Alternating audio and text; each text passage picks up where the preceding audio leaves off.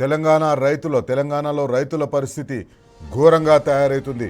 Congress party చేసిన మోసానికి, Congress party ఇచ్చిన మోసపూరిత వాగ్దానాలకు ఈరోజు వాళ్ళ నాయకుడు రాహుల్ గాంధీ జన్మదినం సాక్షిగా బొందబెట్టిండ్రు. ఏ రాహుల్ గాంధీ అయితే వరంగల్లో వచ్చి రైతు డిక్లరేషన్ ప్రకటించిండో ఆ రైతు డిక్లరేషన్ని ఈరోజు సంపూర్ణంగా బొందబెట్టేసిండ్రు. రైతు డిక్లరేషన్లో అనేక వాగ్దానాలు చేసిండ్రు రైతుల కోసం. ఆ వాగ్దానాల్లో ఏ ఒక్క వాగ్దానం కూడా నెరవేర్చలేకపోయింది. ఆ వాగ్దానాలను నెరవేర్చలేకపోగా అంతకుముందు వాళ్ళ అధికారంలోకి రాకముందు రైతులకున్న సౌలతులన్నీ కట్ చేసుకుంటూ పోయింది. రైతు భరోసా కట్ చేసింది, రైతు బీమా కట్ చేసింది, వరి ధాన్యం కొనుగోలు విషయంలో రైతులను కట్ చేసింది. ఇది వాళ్ళు చేసిన వాగ్దానాలు ఒకటి కూడా నెరవేర్చలేదు. అప్పటి వరకే రైతులు కాంగ్రెస్ పార్టీ వస్తే కేసీఆర్ ఎంత ఇచ్చిండు కదా, కాంగ్రెస్ పార్టీ అధికారంలోకి వస్తే ఇంకెక్కువ ఇస్తుంది అనుకున్న రైతులకు ఆ ఉన్నది కూడా గుండు గీసేసారు వీళ్ళు. నరసింహారెడ్డి గారు మనతో ఉన్నారు. నరసింహారెడ్డి గారు, రైతు డిక్లరేషన్ ఈరోజు పర్మనెంట్గా బొందబెట్టేసినట్టు అనిపిస్తుంది. కాంగ్రెస్ పార్టీ అధికారంలోకి వస్తుంది కోసం వాళ్ళు చేసిన వాగ్దానాన్ని నమ్మిన రైతులను నట్టేచ్చం ఉంచినట్టుగా కనిపిస్తుంది. రేవంత్ రెడ్డి గారు కాంగ్రెస్ ప్రభుత్వం కానీ ఇప్పుడు ఒక ప్రశ్నకు జవాబు చెప్పాలి. కేంద్రము వాటా ప్రకారమే కేంద్రం ఏదైతే చౌక దుకాణాలకు పీడిఎస్ కింద కొనటానికి ఎన్ని ఉంటాయో అన్నీ ఇస్తాం, మేము అన్నీ కొంటాం రైతుల దగ్గర అనటానికి కారణం చెప్తలేరు. ఎన్నికల ముందు ఇదే కాంగ్రెస్ పార్టీ వాళ్ళు చేసిన వాగ్దానాలు కానీ ఒక 2 వారాల క్రితం, నాకు తెలిసి ఒక 15-20 రోజుల క్రితం రేవంత్ రెడ్డి డాంబికాలు పలికిన ఢిల్లీ పోయి వచ్చి 15 లోపు, జూన్ 15 లోపు కనుక మీరు ఒడ్లు కొనకపోతే ఇయ్యకపోతే కిషన్ రెడ్డి ఇంటి ముందు లక్ష్మణ్ ఇంటి ముందు, బండి సంజయ్ కేంద్ర మంత్రుల ఇంటి ముందు, బీజేపీ నాయకుల ముందు మొత్తం తెచ్చి ఒడ్లని ధాన్యం అంతా పోసేస్తా అన్నాడు. ఎన్ని ఒట్టి డాంబికాలు, ఒక డొల్ల మాటలు, ఒక ఏమంటారు తుపాకి రాముడు ఊర్లలో పోయిన మాటలు మాట్లాడితే ఏమన్నా ఉందా దీంట్లో మాట్లాడింది? ఇవాళ ఏమంటున్నావు, నీకు కొనను, మొత్తం కేంద్రం ఎంత ఇస్తే ఆ కోటా మందమే కొంటామంటున్నావు. కేంద్ర ప్రభుత్వాన్ని నువ్వు ఎందుకు కొంటలేవు అని కేసీఆర్ గారు నిలదీసిన అధికారంలో ఉన్నప్పుడు నువ్వు ఎట్లా కొనవో చూస్తా అని చెప్పేసి, నువ్వు కొనేంత వరకు నేను కొంటనే ఉంటా అని చెప్పేసి కేసీఆర్ గారు పండించిన ప్రతి గింజా ఉన్నారు. కానీ ఈరోజు కేంద్ర ప్రభుత్వాన్ని అట్లా దబాయించే ధైర్యం లేదు. వీళ్ళ 8 మంది ఎంపీలు ఇక్కడ హైదరాబాద్లో కూర్చొని వెకిలి మాటలు మాట్లాడడం తప్పిస్తే వాళ్ళు ఏం చేస్తలేరు. ఇప్పుడు ఈయన బడేబాయి చోటేబాయి బంధము కేసీఆర్ గారికి సరిగ్గా కేంద్రంతో పనులు చేసుకునే తెలుస్తలేని ఈ మనిషి 2021 ఆర్థిక సంవత్సరంలో దాదాపు 3 కోట్ల టన్నుల వరిధాన్యం పండింది శైలేష్ గారు. పండితే కొనమంటే మంత్రుల బృందాన్ని, అగ్రికల్చర్ మినిస్టర్ నిరంజన్ రెడ్డి గారిని, మిగతా వాళ్ళందరినీ పంపిస్తే ఆయన ఎవరు ఆ మినిస్టర్ ఉన్నాయని చెప్పేసి పీయూష్ గోయల్ గారు ఏమంటే ఇంత వరి ఎట్లా పండుద్ది, అసలు పండుద్దా, మీ గూగుల్లో చూస్తే 8 లక్షలు రావట్లేదు మీకు అన్నారు. గూగుల్ ఎందుకు రా నాయన, నువ్వే వచ్చిరా చూపెడతామని చెప్పి ఒడ్లైతే గాలిలో వచ్చాయి కావు అని ఎంత చెప్పినా వినకపోతే ముఖ్యమంత్రిగా ఉండి ఢిల్లీలో ధర్నా చేసిన, తీసుకుపోయి ఢిల్లీలో మంత్రులు ఎమ్మెల్యేలతో అందరితో ధర్నా చేస్తే వెంటనే కేంద్రం దిగొచ్చి 25 లక్షల టన్నులు కొంటామని లెటర్ ఇచ్చిపోయింది. ఇది కార్యసాధకుడు, పరిపాలనా దక్షుని యొక్క లక్షణం. ఇది బీరువు లక్షణం. ఇది పరిపాలన చేయలేక, చేతగాక చేసే పని ఎట్లుందంటే ఇప్పుడు రేవంత్ రెడ్డిని చూస్తే అర్థం. ఇక్కడ పెద్ద మాటలు రెండవది మీరు చెప్పినట్టు కొంటమనే కాకుండా బోనస్ కూడా ప్రకటించడు. అంటే వరి వేయాలి వేయొద్దని నువ్వు అంటున్నావు, వరికి 500 బోనస్ ఇస్తాం ఎంఎస్పీ కాకని ప్రకటించింది వరంగల్ డిస్ట్రిక్ట్ రాహుల్ గాంధీ గారు కాదా అండి? ఇవాళ రైతులను మీరు మోసం చేసి ఇంకోటి వరెంత పండినాక కళ్ళాలలో మొత్తం నీళ్ళలో మునిగిపోతుంటే రైతులు దోషులతో తీసుకొని వరి తీసి కన్నీళ్ళు గారుస్తుంటే, రైతులు కుప్పల మీదనే ప్రాణాలు ఇడుస్తుంటే, గుండెపోటు చనిపోతుంటే, ఈ మానవత్వం లేని సిగ్గులేని ముఖ్యమంత్రి కాకపోతే ఏంది ఇది పరిపాలన? పంటలు మారవాలి, ఎప్పుడు మారవాలి పంటలు? ఏమైనా అవగాహన ఉందా నీకు? పోనీ వరి అయితే అంటున్నావు, మొక్కలు కొన్నావా? మరి నేను అడిగే ప్రశ్న ఏంటంటే వరి వద్దు, మొక్కలు కొన్నావా, పప్పులు కొన్నావా, ఏం కొన్నావో చెప్పు. నీ చేతనైంది అసలు ఒక్క పంట కొన్నదా రాష్ట్ర ప్రభుత్వం? కరోనా టైంలో కేసీఆర్ గారు 27,000 కోట్లు పెట్టి ప్రతి గింజ కొన్నాడు. ఇదే సిగ్గులేని ముఖ్యమంత్రి, ఇదే సిగ్గులేని ఉత్తమ్ కుమార్ రెడ్డి 2 వారాల క్రితం ప్రెస్ మీట్ పెట్టి ప్రతి గింజ కొంటామన్నారు. మీరు ఆ బయటలో వేయండి, ప్రతి గింజ కొంటాం, చివరి గింజ కూడా కొంటామని మాట్లాడినారు. ఇవాళ ఏమొచ్చింది మీకు రోగం? మరి రైతులను వరేసుకోమని చెప్పి పండియమని చెప్పి అన్ని ఉన్నాయని చెప్పి యూరియా సప్లై చేస్తున్నామని దొంగ మాటలు మాట్లాడి మోసం చేయడం. ఇవాళ మొత్తం వచ్చిన తర్వాత ఇవాళ రైతులు ఎటుపోవాలండి? ఏంది అరాచకం అసలు? రైతన్నులారా ఇప్పటికైనా గమనించాలి. మీ ప్రాణాలు తీసుకోవడం కాదు, మిమ్మల్ని మీరు కొట్టుకోవడం కాదు, చెప్పులు తీసుకొని కాంగ్రెస్ నాయకులు వెంటబడి కొట్టాలి. వాళ్ళ ఇళ్ళ మీద మనం పోయి అడగాలి, కూసబెట్టాలి, ధర్నాలు చేయాలి, మిలిటెంట్ పోరాటాలు చేయవలసిన అవసరం ఇవాళ రైతాంగానికి ఏర్పడుతుంది. మిలిటెంట్ పోరాటాలు రైతులు అంతవరకు ఓరు. రైతులు ఎంత ఉన్నా వాళ్ళు ఓటుతో ద్వారానే సమాధానం చెప్తారు. కేంద్ర ప్రభుత్వం కొనకపోతే కేంద్ర ప్రభుత్వాన్ని పోయి అక్కడ నిలదీయవలసింది పోయి, కేంద్ర ప్రభుత్వాన్ని అక్కడ ఉన్న కాంగ్రెస్ పార్టీ ఎంపీలు, బీజేపీ ఎంపీలు రాండి కలిసి పార్లమెంటుని స్తంభింపజేద్దామని చెప్పవలసింది పోయి ఇక్కడ పెద్ద పెద్ద మాటలు మాట్లాడుతున్నారు. ఢిల్లీకి ఈయన 71 సార్లు పోయిండు. ఢిల్లీకి పోయిన ప్రతిసారి కూడా ఈయన ప్రాజెక్టుల కోసం క్లియరెన్స్లు తీసుకోవడానికి మొన్న ఏమన్నారు నరసింహారెడ్డి గారు మీకు గుర్తు చేయాలి. మొన్న ఏమన్నారు కిషన్ రెడ్డి మీద వేసిండు. కిషన్ రెడ్డి మెట్రో రైల్ని సాధించుకొని కిషన్ రెడ్డి మెట్రో రైలు సాధించుకొని తీసుకురావాలన్నాడు. ఈరోజు ఏమవుతుంది? ఆయన ప్రాజెక్టుకు, గాంధీ సరోవర్ ప్రాజెక్టుకు, ఆయన రియల్ ఎస్టేట్ ప్రాజెక్టుకు కేంద్ర ప్రభుత్వం అనుమతి ఇవ్వగానే సంతోషపడిపోతున్నాడు, ధన్యవాదాలు చెప్తున్నాడు. ఖచ్చితంగా నాకు ఒక అనుమానం, మీరు చెప్పాలి దీని గురించి. ఈయన ఢిల్లీ పోయిన ప్రతిసారి ఈయన రియల్ ఎస్టేట్కు పనికొచ్చే ప్రాజెక్టులకు అనుమతుల కోసమే మాట్లాడుతున్నాడు. బయటికి మాత్రం నేను ప్రజల కోసం మాట్లాడుతున్నట్టు చెప్తున్నాడు. ఏం చేయట్లేదండి. ఢిల్లీకి ఇప్పుడు 72 సార్లు 76 సార్లు పోయిచ్చిండు. మొన్న నీతి ఆయోగ్ మీటింగ్ పోయిన తర్వాత మోడీ గారు భుజం తట్టి కౌగలించుకున్నాడు అని ఆయనే చెప్పిండు కదా, ఆయన వచ్చి తట్టిండు అన్నాడు. మరి మోడీ ప్రధానమంత్రి ఇస్తుంటే కిషన్ రెడ్డి వద్దంటుండా? నువ్వు ప్రధానమంత్రి దగ్గర పోయినా కదా ఇవన్నీ ఎందుకు అడుగుతలేవు? మరి ఒడ్లు ఎందుకు కొంటలేదు? ఒడ్ల గురించి మాట్లాడలేదు కదా ఎక్కడ. అడిగితే ప్రెస్ మీట్ పెట్టి చెప్పినావా? నువ్వు మాట్లాడినావా? ఓ చిట్చాట్ల పోరంబుకుల విషయాలని మాట్లాడుకుంటా నువ్వు రైతు బిడ్డను, నల్లమల్ల బిడ్డను, ఆ బిడ్డను, పులి బిడ్డను అని మాట్లాడడానికి ఏమన్నా మాట్లాడితే అండి కల్లాల మీద రైతులు చనిపోతుంటే సిగ్గు లేదని, మానవత్వం లేదు ఈ మంత్రులకు, ముఖ్యమంత్రులకు. ఎవరు కొనాలి ఇప్పుడు ఆ ఒడ్లు? ఎవరు కొనాలి? ఏంటి దీని సారాంశం అంటే శైలేష్ గారు నేను చెప్పనా, పోయినసారి జరిగిందే ఇప్పుడు కూడా చేస్తుండ్రు. ఇప్పుడు సివిల్ సప్లైస్ మంచి ఉత్తమ్ కుమార్ రెడ్డి, రేవంత్ రెడ్డి గారికి చేసేది, కాంగ్రెస్ ప్రభుత్వం చేసేది ఏంటంటే రైతుల మీద ఒత్తిడి చేస్తుండ్రు, ప్రభుత్వం కొనదని డిక్లేర్ చేసిండ్రు. ఇప్పుడు ఎటు పోవాలి ఆ ధాన్యం అంటే మళ్ళీ వీళ్ళు మిల్లర్ల దగ్గర పోయి, ప్రైవేట్ వ్యాపారుల దగ్గర పోయి అమ్ముకోవాలి. అప్పుడు ఎంఎస్పీ అమలు కాదు. వాడు ఏ 1500కో 1600కో కొంటాడు. అయితే వాళ్ళు పెడితే ఏంటంటే జరిగిన చెప్తాను, పోయినసారి జరిగింది. ఉత్తమ్ కుమార్ రెడ్డి బస్తా కింతను వసూలు చేసుకొని వీళ్ళు అల్ల నుంచి రైతులు ఎంతకన్నా కొను, నువ్వు మేము అడగము, మార్కెట్లో మేము అడగము, ఎంత కొనామని అడగము, ఎంఎస్పీ తీసుకున్నామని మేము అడగము, కానీ మాకు రావాల్సిన డబ్బులు మాకు ఇచ్చేసాయి. ఇది ఇవాళ చేసిన రక్త మాంసాలు, రైతుల యొక్క రక్త మాంసాల మీద వీళ్ళు ఇవాళ తిని రాబందులా కూర్చొని చేస్తున్నారు.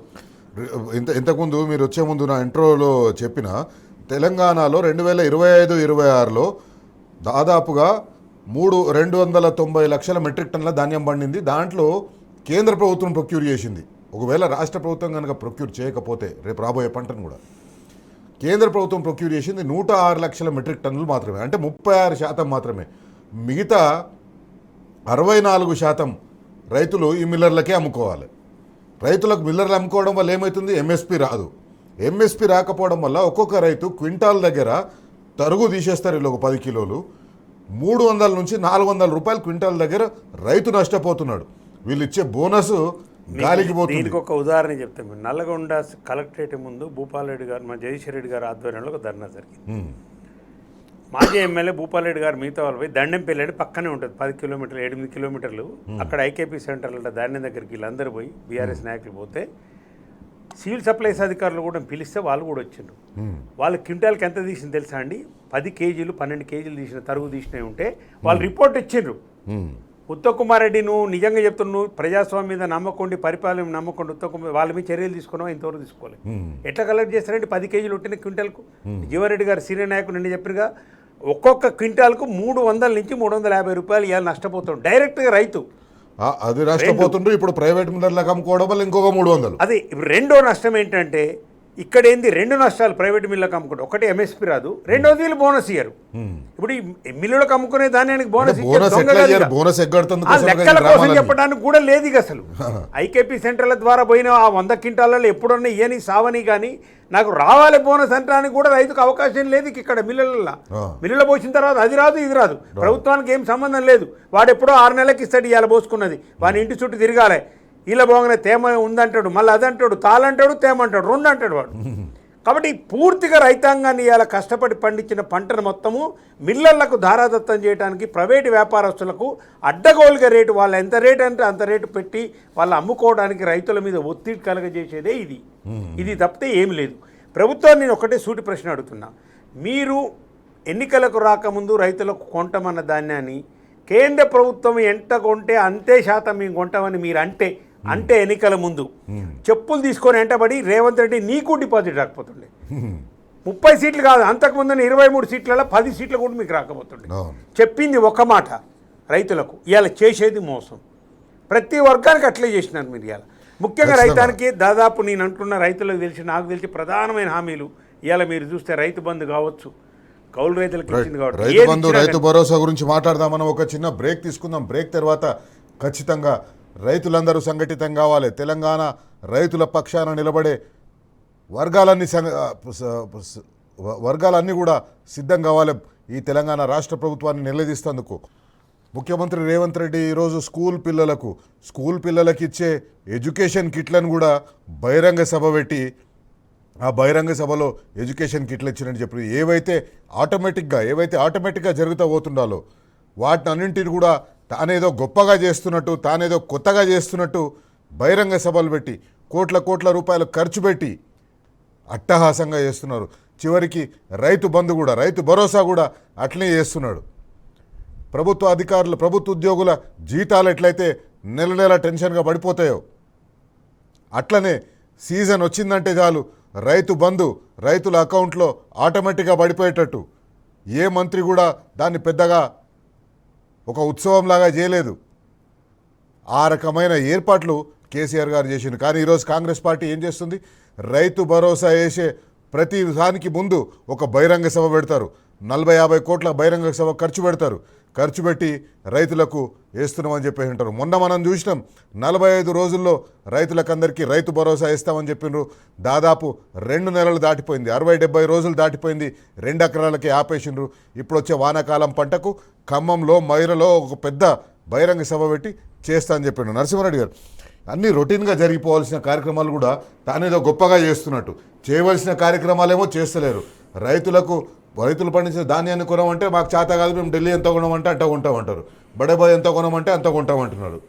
ఇప్పుడు రైతు బంధు అనేది కేసీఆర్ గారు మొదలుపెట్టిన ఒక అద్భుతమైన పథకము. పెట్టుబడి సహాయం, అది అప్పు కింద కాదు, పెట్టుబడి సహాయం కింద రైతులకు అదను రాగానే వ్యవసాయానికి ఇచ్చేది, వానకాలం వ్యవసాయానికి ఇచ్చేది. ఆయన నాట్లు పడక ముందు నాట్లకు మధ్య వచ్చేది. ఇప్పుడు ఈయన అప్పుడప్పుడు ఓట్లకు మధ్య మీటింగ్ల మధ్య ఇచ్చేటట్టు ఏర్పాటు చేసుకోండి. ఏంది ఇంతకలిగి ఈయన తీసిన రాగమైందంటే రేపు 1 ఎకరానికి వేస్తాడు ఆడిపోగానే. ఈ 1 ఎకరానికి వేసేదేమో 1000 కోట్లు 1100 కోట్లు ఉంటుంది. ఈయన ఖర్చు దాంట్లో 100 కోట్ల ఖర్చు. ఈ మంత్రులందరూ పోవటం, వీళ్ళ ఆర్పాటం వల్ల రేటుకు 1 లక్ష రూపాయల భోజనాలు, ఈ కథ హైదరాబాద్ నుంచి పోవటం, హెలికాప్టర్లు రావటం, ఈ అధికారులు ఏకడం పీకడం అంతా మళ్ళీ 1000 కోట్లు. అంటే ఏంది ఇప్పుడు రైతు బంధు మొత్తం వేసినవా? ఇంతవరకు 15,000 మీరు ఇస్తామని ఎంత అబద్ధం అండి ఇది. రాహుల్ గాంధీ గారు కూడా ఆలోచన చేయాలి. 15,000 ప్రతి ఎకరాకి ఇస్తుంటే కేసీఆర్ 10 ఇస్తుంది, 15 ఇస్తున్నట్టువి. సిగ్గు లేకుండా నువ్వే ప్రెస్ మీట్ పెట్టి 12,000 ఇస్తా అంటివి. నువ్వు అప్పుడే దిగిపోవాలి. అంటే ఆయనకు అంతకు ముందు 3,000 ఢిల్లీకి పంపించేది ఉంటుందని చెప్పేసి అప్పుడే దిగిపోవాలి. నువ్వు యాక్చువల్గా నైతికంగా నువ్వు దిగిపోవాలి అంటే మన ముఖ్యమంత్రి. రెండవది 12,000 అయినా మనం అనుకున్న దాని ప్రకారం ఇస్తున్నావా? పోయినసారి వేస్తా అన్నాడు కదా, పోయిన ఏసంగా వేస్తా అంటే ఏం చేసినండి? 1 ఎకరానికి 6,000 చొప్పున వేసుకుంటూ పోయిండు. అంటే ఇప్పుడు జరిగిన 5 కార్లలో కాంగ్రెస్ ప్రభుత్వం వచ్చిన 5 సీజన్లలో ఈయన వేసింది 2 సీజన్లు, 3 సీజన్లు బాకీ. ఒక్కొక్క రైతుకి ఎంత బాగుపడ్డదో చెప్పండి. ఇప్పుడు మదిరాల మీటింగ్ పెట్టి ఏం చేస్తున్నావు, ఎంత వేస్తున్నావు చెప్తలేడు. రైతు బంధు వేస్తామంటుండే, ఎంత వేస్తావు? ఆ పోయిన 3 కార్లు కలిపి ఈ కారు కూడా వచ్చే వానకాలాన్ని కూడా కలిపి వేస్తావా అది చెప్పండి. అంత లేదు. ఇప్పుడు ఈ కారు మొత్తం వానకాలం వరకనే ఎకరానికి 6,000 చొప్పున 70 లక్షల మంది రైతులకు వేస్తావా అది చెప్పడు. రైతు రుణమాఫీ అంటే 30% కూడా చేయబోతుంది. మీ బట్టి మార్కెట్ చెప్పే 12,000 కోట్లు చేరినాయి. మీటింగ్లో 49,500 కోట్లు అని చెప్పిండ్రు. స్టేట్ లెవెల్ 49 కాడికెళ్ళి 12,000 కోట్లకు పాండవులు ఎంతమంది అంటే మంచం కోళ్ళ 12,000 కోట్లు చూపించేసి అంటే ఎంత పర్సెంట్? 20% చేసిండు. కేసీఆర్ గారు 2 టర్ములల్లో 30,000 కోట్లు మాఫీ చేసి రుణమాఫీ చేసిండు 1,00,000 చొప్పున. అది అయిపోయింది. ఇంకా రెండవది ఏంది? రైతులకు సంబంధించి మీరు ఇచ్చిన దాంట్లో హామీలలో అతి ప్రధానమైనది ఏం చెప్పారు మీరు? కౌలు రైతులకు ఇస్తాము, వ్యవసాయ కూలీలకు కూడా 12,000 ఇస్తామంట. ఒక్క కౌలు రైతుకు తెలంగాణ రాష్ట్రంలో ఎవరికైనా ఇచ్చారు? అసలు రైతులకే దిక్కులేదు. ఇక కౌలు రైతులకే ఇస్తారు మీరు. ఇక ఏం చేస్తున్నారు మరి పైసలన్నీ? ఇప్పటికి ఎన్ని లక్షల కోట్ల అప్పు చేసిండ్రు మీరు వచ్చిన కాంచి 2.5 సంవత్సరాలలో? ఇన్ని లక్షల కోట్ల పెట్టి ఏం చేసిండ్రు? ఎస్, కేసీఆర్ కూడా అప్పు చేసిండు, కాళేశ్వరం కట్టిండు, కేసీఆర్ అప్పు చేసిండు, ఇంటింటికి నీళ్ళు ఇచ్చిండు, కేసీఆర్ అప్పు చేసిండు, గురుకులాలు కట్టిండు, కేసీఆర్ అప్పులు చేసిండు, అన్నీ చేసిండు. ఒక ఆస్తులు 1,00,000 కోట్ల అప్పు చేస్తే 70 లక్షల కోట్ల సంపద సృష్టించి పెట్టిండు కేసీఆర్ గారు. తరతరాలకు ఉపయోగపడే విధంగా చేసిండు. మీరు దుర్మార్గులు వచ్చిన కాంచి ఏం చేసిండు చెప్పు? ఒక్క ఇల్లు కట్టినవా? ఒక్క ప్రాజెక్టు కట్టినవా? ఎక్కడన్నా కట్టినవా? అంటే చెప్తున్నాను, అసమర్థ ప్రభుత్వం అని ఎందుకు అంటున్నాం అంటే మేము చేసేది రాజకీయ ఆరోపణ కదా శైలేష్ గారు. మీ రాజకీయ ఆరోపణలు చేయట్లే. ఉన్న వ్యవస్థలను పకడ్బందీగా కొన్ని సంవత్సరాల పాటు నడిపిన వ్యవస్థను మీరు నడపలేకపోతున్నారు. ఎందుకనేది ఇవాళ రైతులు కూడా అసమర్థత. అందుకే అసమర్థండు. ఇప్పుడు కరోనా టైంలో 11 విడతలుగా కేసీఆర్ గారు ఉన్నప్పుడు ఈవెన్ కరోనా టైంలో కూడా 73,000 కోట్ల రూపాయలు టైం ప్రకారం రైతుల ఖాతాలలో పడ్డాయి. 3 డిపార్ట్మెంట్ నుంచి వాళ్ళకు మెసేజ్లు వచ్చేది. బ్యాంకు, గవర్నమెంట్ నుంచి, వ్యవసాయ శాఖ నుంచి వచ్చేది. ఇవాళ ఎందుకో రావట్లేవు రైతులకు మెసేజ్లు. మరి 73,000 కోట్లు వేయగలిగిండు 11 విడతలుగా. నువ్వు వచ్చినాక 5 విడతలనే 2 వేసి 3 ఎగ్గొట్టినావు. మరి ఇప్పుడు దొంగవనాలని దొరవనాలని నువ్వే చెప్పి ఏం చేయాలి? బోనస్ మీరు ప్రకటించిందే కదా. ఎవరు ప్రకటించమని రైతులు చెప్పిండ్రా? మీరే ప్రకటించారు. 500 ఇస్తానండవు, మక్కలకి ఇస్తానండవు, పెసలకి ఇస్తాను, పొద్దురుగుడు పూకి ఇస్తాను, అన్నిటికి ఇస్తాను. చెప్పకపోయినా రైతు బంధు ఇచ్చిన కేసీఆర్ గారు వీళ్ళు చెప్పిన దాన్ని కూడా ఇస్తలేరు, నడుస్తున్న దాన్ని కూడా కట్ చేస్తున్నారు. నువ్వు 6,000 చొప్పున కానీ ఇంతవరకు ఇచ్చినవా? అది లేదు. ఇలా రైతులందరూ ఏమనుకుంటున్నారు? ఎందుకు కేసీఆర్ని గుర్తు చేసుకుంటున్నారు? రైతు బంధు పడ్డది అయ్యా దేవుడు ఆడి ఉండే, ఎప్పుడు ఒక్కసారి కూడా మిస్ కాకుండా వేసిండని వాళ్ళు అనుకుంటారు. వృద్ధులండి, రైతులు, వృద్ధుల పెన్షన్ దానిలో రైతులు కూడా ఉన్నారు. 2 నుంచి 4,000 చేస్తా అంటివి. ఇంకెన్నేళ్ళు కావాలి? ఎన్నేళ్ళు కావాలి 4,000 చేయడానికి? ఎన్నేళ్ళు కావాలి? 42.5 లక్షల మంది కేసీఆర్ గారు ఇచ్చిన 2,000 ఇప్పుడు కూడా నడుస్తుంది రేవంత్ రెడ్డి. నీ 4,000 ఇంకా అమలు కావట్లే ఎక్కడ తెలంగాణ లేపల్లెలో కూడా. అది కాకపోగా ఆల్రెడీ వస్తున్న వాళ్ళని చాలా మందిని కట్ చేసాను. చనిపోయిన వాళ్ళు ఉంటే అవి దాదాపుగా ఒక 40-50% తగ్గింది ప్రభుత్వానికి భారం వృద్ధాప్య పెన్షన్ల మీద. రైతులు పండించిన ప్రతి పంట దాదాపు 20 రకాల పంటలను కేసీఆర్ గారు కొన్నాడు కరోనా టైంలో. కల్లాల దగ్గరికే కాంటాలు పంపించి, ఇండ్ల దగ్గరికే కాంటాలు పంపించి, రైతు వేదికలు కట్టి, కల్లాలు కట్టి, రైతుకు ఏం మాత్రం ఇబ్బంది పడకుండా కాలు మీద కాలేసుకొని రైతే రాదానే అనేటట్టు చేసిండు. నెంబర్ 1 చేసిండు భారతదేశంలో. తెలంగాణ రైతు నెంబర్ 1 చేసిండు. నువ్వేం చేస్తున్నావు? ఇలా అధికారుల కాళ్ళు పట్టుకుంటట్టు చేస్తున్నావు వాళ్ళని. అధికారుల కాళ్ళు పట్టుకొని అయ్యా మా ఒడ్లు కొనండి ఆయన, మా మక్కలు కొనండి ఆయన అని అధికారులను కాళ్ళు పట్టుకుంటట్టుగా చేసి రైతులను నువ్వు ఇలా బానిసలుగా చేసే ప్రభుత్వం ఇది కాంగ్రెస్ ప్రభుత్వం. రైట్. రైతులకు మేలు చేయడం కాంగ్రెస్ పార్టీకి చేత కాదు. కాంగ్రెస్ పార్టీకి చేత కాకపోగా ఇప్పుడు ఎల్ నినో మాటున వీళ్ళు తప్పించుకునే బాధ్యత నుంచి తప్పించుకునే ప్రయత్నం చేస్తున్నారు. ఎల్ నినో వస్తుంది, నీళ్లు తక్కువగా ఉంటాయి, నీరు తక్కువగా ఉన్న పంటలు వేయండి ముందు చెప్పిండ్రు. వరి వేయొద్దని చెప్పిండ్రు. ఇప్పుడు ఆ వరి వేసినా కూడా మేము కొనలేమని చెప్తున్నారు. నీరు తక్కువగా ఎల్ నినో. కేసీఆర్ గారు కాళేశ్వరం గురించి ఆలోచించినంటే, మిషన్ కాకతీయ గురించి ఆలోచించినంటే తెలుసు. ఎప్పుడైనా ఎల్ నినో లాంటి, ఎల్ నినో ఇదేం కొత్త పదం కాదు, కొత్తగా వచ్చేది కాదు. ఇంతకుముందు కూడా అనేక సందర్భాల్లో ఎల్ నినో వచ్చింది. ఇదేం కొత్త పదం కాదు, కొత్త సమస్య కాదు. కానీ ఇవన్నీ వస్తాయని తెలిసి ముందు చూపుతూ ఉన్న నాయకుడిగా మిషన్ కాకతీయ కార్యక్రమాన్ని తీసుకున్నారు. కాళేశ్వరం ప్రాజెక్టు కట్టి, ప్రాజెక్టులు నింపి, బారాజులు నింపి, ఆ చుట్టుపక్కల ఉండే చెరువులన్నీ నింపి, భూగర్భ జలాలను పెంచి రైతులకు ఎల్ నినో వచ్చినా కూడా మేమున్నామనే భరోసా కల్పించిండు కేసీఆర్. కానీ ఈరోజు కాంగ్రెస్ పార్టీ దాని చాటున దాక్కొని రైతులకు ద్రోహం చేస్తుంది. ఒక ముఖ్యమంత్రి రేవంత్ రెడ్డి తన చేతగానితనాన్ని, కాంగ్రెస్ పార్టీ ప్రభుత్వం తన చేతగానితనాన్ని ప్రకృతి సాకుతోటి తప్పించుకోవాలని చూస్తుంది. నరసింహారెడ్డి గారు ఎల్ నినో పేరు చెప్పి రైతులను భయపెట్టిస్తున్నారు. ఎల్ నినో పేరు చెప్పి రైతులు వరి వేయొద్దంటున్నారు. వాస్తవానికి వాళ్ళ వరి ధాన్యాన్ని వీళ్ళు కొనలేని పరిస్థితి ఉంది. కాబట్టి ఇప్పుడు ఎల్ నినో చాటున వీళ్ళు దాన్ని రైతుల నుంచి ధాన్యం కొనుగోలు చేయొద్దని చూస్తున్నట్టుగా అనిపిస్తుంది. ఇప్పుడు ఇదే ఉత్తమ్ కుమార్ రెడ్డి ఇంతకుముందు ప్రెస్ మీట్లలో రేవంత్ రెడ్డి అని ఏం చెప్పినారు? కాళేశ్వరం గొప్ప ఏం లేదు, కాళేశ్వరం నీళ్ళు సుక్క వాడకుండా కూడా మీ ఇంత వరి పండించినాము అని చెప్పారు కదా. అప్పుడైతే ఎల్నీలో లేదుగా, పోయి పండించిన తర్వాత కదా వచ్చే కారుకు ఎల్నీలో ఉంటుంది అంటారు. మీరు గొప్పలు చెప్పేటప్పుడేమో అట్లా చెప్తారు, కొనమంటేనే మళ్ళీ చేత కాదు. మరి వరి వేయొద్దని అన్నాడు కేసీఆర్ అని అన్నని మాటను ఒక అబద్ధాన్ని బాగా మా రైతులకు ఎక్కించి రైతులు ఓట్లు వేయించుకుంటారు. మరి ఇప్పుడు ఏమంటున్నావు నువ్వు? 3 కోట్ల ధాన్యం ఇప్పుడు పార్లమెంట్లో చెప్పారు కదండి 1,20,00,000 ఎకరాలు 2,20,00,000 ఎకరాలు అయింది, సేద్యం పెరిగింది, విస్తీర్ణం పెరిగింది 2014 నుంచి 2019 వరకు అని వాళ్ళే చెప్పారు కదా. చెప్పిన పార్లమెంట్లో సోషియో ఎకనామిక్ రిపోర్ట్లో చెప్పారు. విస్తీర్ణం పెరిగింది, స్థిరీకరణ జరిగింది, పంట పెరిగిందని. పెరిగిన పంటను అనుకూలంగా కేంద్ర ప్రభుత్వం నుంచి కొనిపించవలసిన బాధ్యత రాష్ట్ర ప్రభుత్వం నాయకుల మీద ఉంటుంది కదా. మీకంటే ముందు కేసీఆర్ గారు ముఖ్యమంత్రిగా ఉండి ఢిల్లీలో ధర్నా చేసి సాధించుకొచ్చిండు 25 లక్షల టన్నుల బియ్యాన్ని. అంటే దాదాపు ఒక 40 లక్షల టన్నుల ధాన్యం కొనేటట్టుగా చేసిండు. 90 లక్షలు కొనిపించిండండి. వీళ్ళకి శాతకాకి ఈడ పండుకొని ముచ్చట్టు చెప్పుడు ఎందుకు పోతలే ఢిల్లీకి మాట్లాడవా కాదు. పార్లమెంట్లో వీళ్ళ రాహుల్ గాంధీ మాట్లాడా తెలంగాణలో వరి కొంటలేరు ఎందుకు కొంటలేరు అడగలే. ఎన్నడైనా తెలంగాణ గురించి ఒక్క మాట మాట్లాడా మీ నాయకుడు? తెలంగాణకు వచ్చి ఓట్లు వేయడానికి మాట్లాడు, కుటుంబం ఓట్లు వేయించుకొని అధికారంలోకి వచ్చి ఒక్క ఇష్యూ తెలంగాణ గురించి ఎన్నడైనా మాట్లాడిన పార్లమెంట్లో రాహుల్ గాంధీ? ఎందుకు మాట్లాడండి రాహుల్ గాంధీ?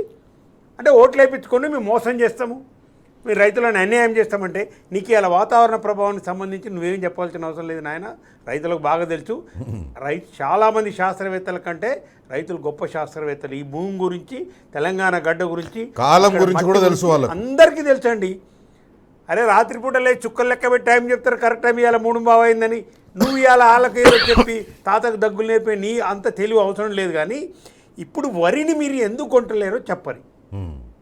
కేంద్ర ప్రభుత్వం కేటాయించిన కోటానే కొంటామని ముందు చెప్పిండ్రా. ఇదే పద్ధతి పరిస్థితి వస్తే కేసీఆర్ ఎట్లా అధిగమించిండో నీ ముందు ఒక ప్రాక్టీస్ ఉంది కదా. మరి నువ్వు చాలాసార్లు 70 సార్లు పోయినా ప్రధానమంత్రి కలిసిన దానికి చాలా గుండె ధైర్యం కావాలి, రైతులంటే ప్రేమ కావాలి. ఏంది ఇక్కడ బీజేపీకి నువ్వు లొంగిపోయినవు. ఇక్కడ బీజేపీకే రేవంత్ రెడ్డిని రక్షిస్తుంది, మోడీని బీజేపీని రేవంత్ రెడ్డి తిట్టడు. ఇది ఒక అవినాభావ సంబంధం నడుస్తుంది, మధ్యవర్తిగా చంద్రబాబు నాయుడు ఉన్నాడు మీరు అని చెప్పింది వాస్తవమే కదా. ఇవాళ రాహుల్ గాంధీకి తెలివి ఉంటే అసలు దీంట్లో బీజేపీ పాత్ర ఏంది? బీజేపీ వాళ్ళు ఎందుకు సైలెంట్ ఉంటున్నారు? బీజేపీ వాళ్ళు బండి సంజయ్ ఒక సందర్భంలో అన్నాడు నువ్వు ఎట్లా కొనవో చూస్తా మేము మొత్తం కొంటామని చెప్పేసి ఆయన కూడా అన్నాడు. కొంటామంటారు. ఇప్పుడు ఇదే వీళ్ళిద్దరు కలిసి డ్రామాలు ఏంటంటే ఇప్పుడు కిషన్ రెడ్డి మన వీళ్ళిద్దరు తిట్టుకోరు కదా. అసలు డ్రామా ఏంది? అరే నువ్వు తిడితే కేసీఆర్ని తిడుతున్నావు, బీఆర్ఎస్ తిడితే వాళ్ళకి అనుకూలం అవుతుందా? నన్ను కూడా తిట్టవా, కొంచెం తిడితే నేను ఇది ఇద్దరు కలిసి ఆయన తిట్టమని ఈయన తిట్టించుకొని అది ఇటు తీసి మళ్ళీ ఏదో చేసిండు. ఈ డ్రామా కూడా ఓట్ల డ్రామా. కిషన్ రెడ్డి స్పందించరండి, నీకు బాధ్యత లేదా? ఎవరు ఓట్లేసి గెలిచిన కిషన్ రెడ్డి గారు? మీరు బండిసే 2 మంత్రులు కేంద్ర మంత్రులు మీరు చేసింది ఏంది? వాళ్ళు 8 మంది ఎంపీలు, వీళ్ళు 8 మంది ఎంపీలు కదా. ఎక్కడైనా 16 మంది ఎంపీలు కలిస్తే పార్లమెంట్కి పోయి ఆ మంత్రి దగ్గర పోయి ప్రధానమంత్రి దగ్గర పోయి మాట్లాడవచ్చు కదా. ప్రధానమంత్రి గారు ఇక్కడ పంట ఇది, ఈ పంట కొనవలసిన బాధ్యత కేంద్ర ప్రభుత్వం ఉంది, మన మీద ఉంది, రైతులను మనం ఇబ్బంది పెట్టొద్దని వీళ్ళిద్దరు పోయి మాట్లాడతారా? ఆయన మీద ఈయన మీద మాట్లాడుకొని ఇప్పుడు రైతులను అన్యాయం చేస్తారు కదా. ఇది రైతులను అన్యాయం చేసే దగా చేసే ప్లాన్ తప్పితే ఇప్పుడు మీరు చిత్తశుద్ధిగా ఎక్కడ రైతులు కొంటారు? ప్రధానమంత్రి దగ్గర పోయి ఎందుకు ముఖ్యమంత్రి పోయి అడగడు? ఎందుకు కిషన్ రెడ్డి పోయి ప్రధానమంత్రిని అడగడు? ఈ కొనాలి సార్ ఖచ్చితంగానే ఎందుకు చెప్పరు మీరు ప్రధానమంత్రితో? ఈ ముఖ్యమంత్రి రేవంత్ రెడ్డి గారు 15 రోజుల కిందనే ఏమన్నారంటే మీరు కొనకపోతే జూన్ 15 వరకు మీకు టైం ఇస్తున్నానండి. ఈరోజు జూన్ 19, జూన్ 15 వరకు టైం ఇస్తున్నా. జూన్ 15 లోపల మీరు కొనకపోతే మీ ఆఫీసుల ముందు వచ్చి ధాన్యాన్ని ఇళ్ల ముందలు వచ్చి ధాన్యాన్ని పోస్తామని చెప్పేసి అన్నాడు.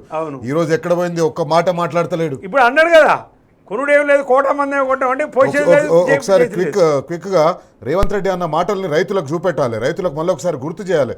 చూడండి రేవంత్ రెడ్డి ఏమన్నాడు, జూన్ 15 లోపల కొనకపోతే నీ అంతు చూస్తా అని చెప్పేసి అన్నాడు. ఎక్కడ పోయిండు? తోక ముడుచుకొని పారిపోయిండు. ఒకసారి అది చూద్దాం.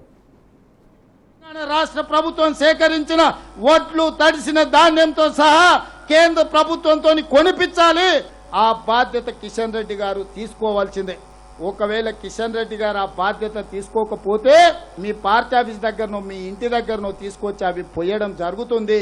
కేంద్ర ప్రభుత్వం మీద యుద్ధమే ప్రకటించడం జరుగుతుందని నేను ఈ సందర్భంగా కిషన్ రెడ్డి గారు చెప్పదలుచుకున్నా. ఇకపోతే ఈ ధాన్యం కొనాలన్నా కేంద్ర ప్రభుత్వం ముందుకు రావాలి.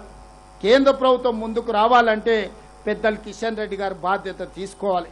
కిషన్ రెడ్డి గారు బాధ్యత తీసుకోకపోతే తెలంగాణలో తిరగడానికే కిషన్ రెడ్డి గారికి సమస్య అవుతుందని నేను ఈ వేదిక మీద వారికి సవినయంగా నేను విజ్ఞప్తి చేస్తున్నా. సేకరించి అందించాల్సిన బాధ్యత రాష్ట్ర ప్రభుత్వాన్ని, కొనుగోలు చేయాల్సిన బాధ్యత కేంద్ర ప్రభుత్వాన్ని. అందుకే ఈనాడు కేంద్ర ప్రభుత్వాన్ని డిమాండ్ చేస్తున్నాం. తెలంగాణ రాష్ట్రం నుంచి 75 లక్షల క్వింటాల వడ్లను కొనాల్సిందే. రైట్. నరసింహారెడ్డి గారు విన్నారు కదా ఎట్లా మాట్లాడిండు.